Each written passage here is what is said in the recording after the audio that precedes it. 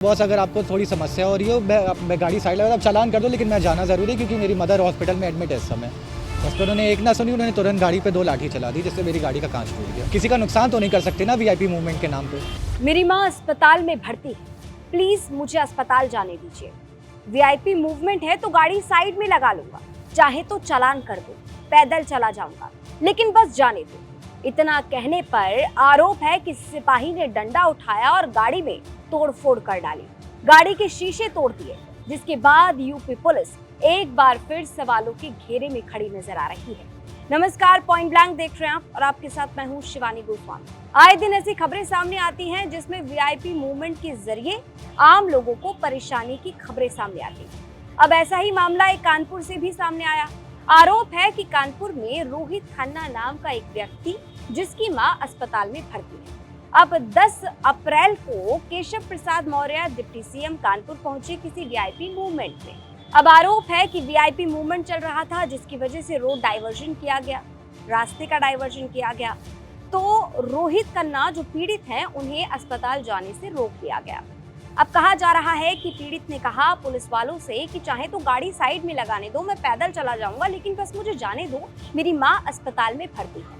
इतना कहने पर पुलिस वालों की तरफ से, सिपाही की तरफ से गाड़ी में तोड़फोड़ कर दी गई और गाड़ी का शीशा तोड़ दिया गया। इस घटना के बाद बड़े सवाल खड़े हो गए। दरअसल 10 अप्रैल को डिप्टी सीएम केशव प्रसाद मौर्य किसी कार्यक्रम से कानपुर पहुंचे और कानपुर में वीआईपी मूवमेंट को देखते हुए पुलिस ने रोड डाइवर्जन कर दिया।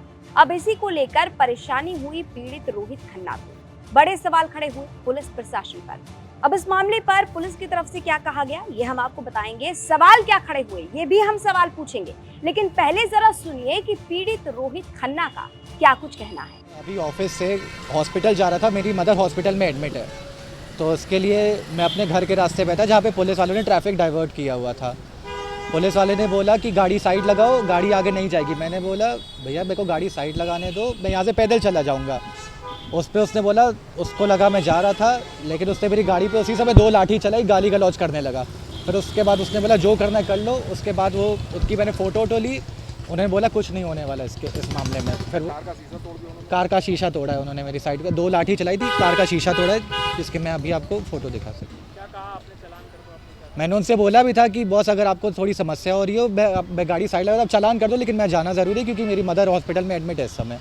उस पर उन्होंने एक ना सुनी, उन्होंने तुरंत गाड़ी पे 2 लाठी चला दी, जिससे मेरी गाड़ी का कांच टूट गया। यहाँ जाम लगा था, क्या जानकारी हुई आपको? हमें जो बताया गया था कि कोई वीआईपी मूवमेंट चल रही है, आगे नहीं जाएगी। भैया हम लोग तो इसी सांसद जी के घर के बगल में रहते हैं। हम लोग के लिए आए दिन वीआईपी मूवमेंट डेली। अगर आप ट्रैफिक डाइवर्ट करके रखोगे तो आदमी को तो असुविधा होगी ना उस चीज़ को लेकर। अब इस घटना के बाद बड़े सवाल खड़े हुए पुलिस प्रशासन पर, पुलिस के आला अधिकारियों पर और कानून व्यवस्था पर, जिसके बाद में पुलिस की तरफ से सोशल मीडिया प्लेटफॉर्म एक्स पर जानकारी दी गई। पुलिस की तरफ से सोशल मीडिया प्लेटफॉर्म एक्स पर लिखा गया, पुलिस द्वारा फ्लीट के बीच में नहीं घुसने के लिए रोकने का इशारा डंडा उठाकर किया गया, जिसमें वाहन गतिमान होने के कारण चालक के पिछली खिड़की के शीशे से डंडा टकराने से शीशा टूट गया। इसमें वाहन चालक से संपर्क न होने पर उनके पिताजी से संपर्क किया गया, तो उन्होंने कार के टूटे शीशे को बदलवाने की अपेक्षा की है, जिसे कल बदलवाकर वाहन ठीक करा दिया जाएगा। वाहन स्वामी संतुष्ट है एवं अन्य कोई कार्रवाई नहीं चाहते, किंतु भविष्य में इस प्रकार की घटना की पुनरावृत्ति न हो, इसके लिए एसीपी स्वरूप नगर को जांच के आदेश दिए गए हैं। तो इस मामले को लेकर कहा जा रहा है पुलिस की तरफ से कि गाड़ी का जो शीशा टूटा है उसे जोड़ दिया जाएगा। कहा गया कि डंडा दिखाया गया था गाड़ी रोकने के लिए, लेकिन गाड़ी वाले ने गाड़ी नहीं रोकी और गाड़ी की जो स्पीड थी वो काफी ज्यादा थी, जिसकी वजह से डंडा टकराया और गाड़ी का शीशा टूट गया। पुलिस की तरफ से ये भी कहा गया कि गाड़ी के शीशे को जल्द जुड़वा दिया जाएगा और साथ ही जांच की भी बात कही जा रही है। लेकिन जांच तक तो ठीक है, लेकिन ये बताइए अधिकारी साहब कि वीआईपी मूवमेंट की वजह से आम लोगों को जो परेशानी होती है उसका क्या? अगर वीआईपी मूवमेंट है तो क्या किसी को इमरजेंसी में अस्पताल भी नहीं जाने दिया जाएगा? ऐसे में उठते हैं बड़े सवाल। तो तमाम जिम्मेदार अधिकारियों से हमारे यानी यूपी तक के ये कुछ सवाल।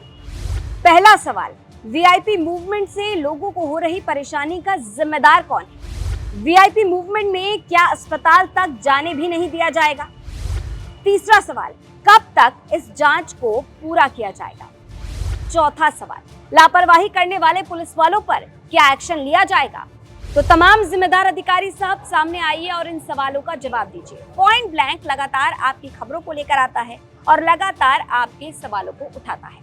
अगर आपको अपने आसपास कोई भी प्रशासनिक लापरवाही नजर आती है, आप हमें कमेंट बॉक्स में जरूर बताइए। यूपी तक की टीम उस खबर की पड़ताल करेगी और अगर आपके द्वारा दी गई जानकारी सही पाई जाएगी तो हम आपके सवालों को सीधा अधिकारियों तक पहुंचाएंगे। बुधवार और शुक्रवार लगातार पॉइंट ब्लैंक इसी तरह आपकी खबरों को लेकर आता रहेगा। ये खबर हमें भेजी थी कानपुर से हमारे सहयोगी सिमर चावला ने। इस पर अपनी राय कमेंट बॉक्स में जरूर रखें। कैमरे के पीछे रंजीत के साथ मैं शिवानी गोस्वामी। और जैसा कि आप सभी जानते हैं, उत्तर प्रदेश की तमाम खबरों को जानने के लिए लगातार देखते रहिए यूपी तक।